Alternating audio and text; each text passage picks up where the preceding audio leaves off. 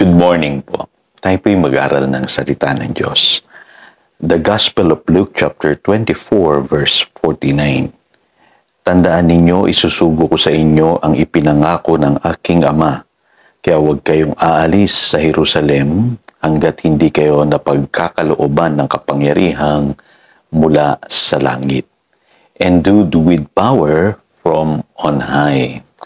Malaki po ang pagkakaiba ng mga disciples after they have received the power of the Holy Spirit. At ang bumago po ng lahat ng yan ay yung karanasan nila dun sa upper room, dun po sa tinatawag na araw ng Pentecost.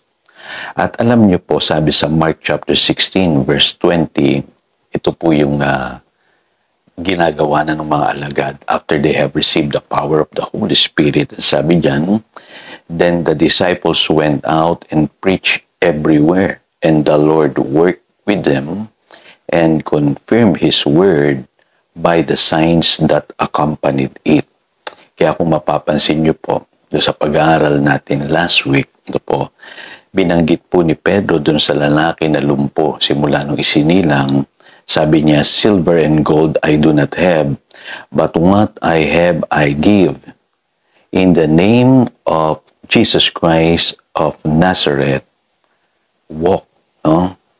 Makikita niyo po na dito po, iba na yung kilos po ng mga alagad.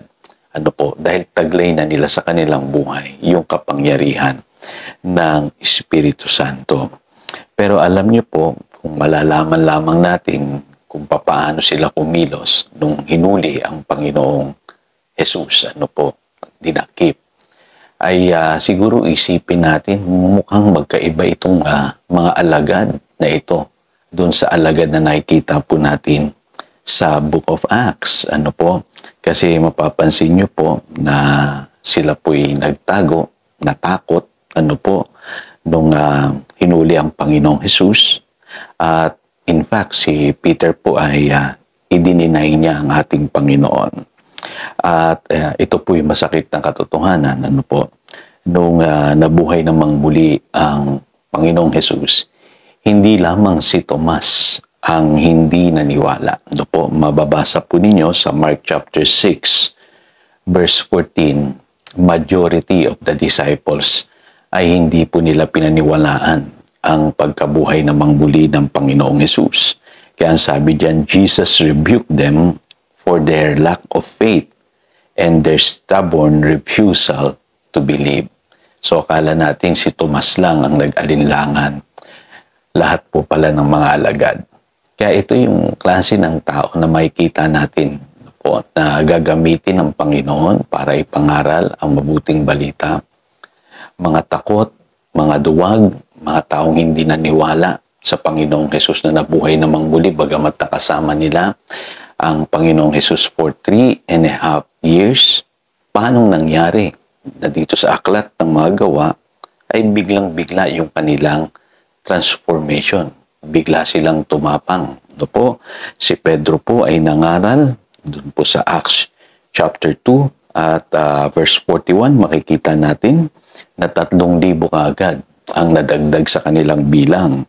At nung gumaling yung lalaking lumpo at nangaral muli si Pedro kasama si Juan, makikita natin sa Acts chapter 4 verse 4, 5,000 ang nadagdag sa kanilang bilang. So ano ang bumago? So yan po yung binabanggit ni Pedro dun sa Acts chapter 3 verse 6 na sabi niya, silver and gold I do not have, but what I have I give. Ano yung taglay-taglay niya sa kanyang buhay? Yung kapangyarihan po ng Espiritu Santo.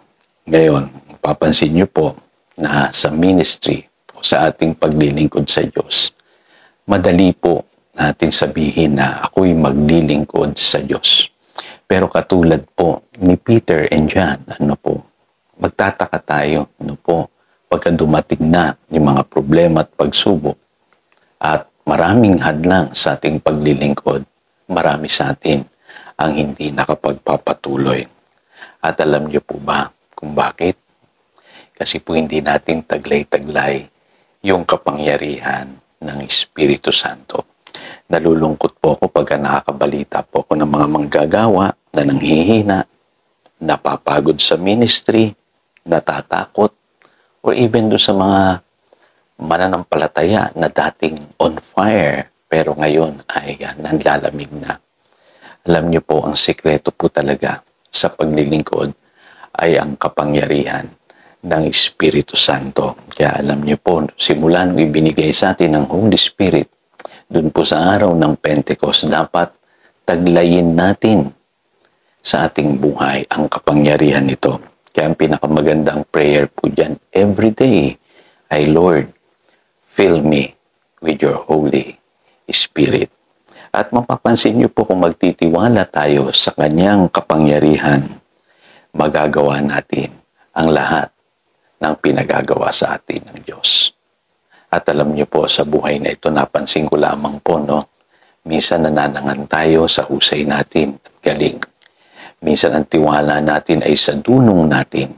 Pero sa totoo lang po, ang bumago po sa buhay ng mga alagad ay ang kapangyarihan ng Holy Spirit. Kaya tayo po yung mga bagong Peter and John. No po? At kung tataglayin natin yung kapangyarihan ng Espiritu Santo sa ating mga buhay, ay makikita natin ang tunay na pagkilos ng Diyos sa buhay natin at sa buhay ng ibang tao. Be endued with power from on high. So again, ito si Pastor Jojo nagpapaalala upang daluyan tayo ng pagpapala, manatili tayo sa kanyang salita. Good morning.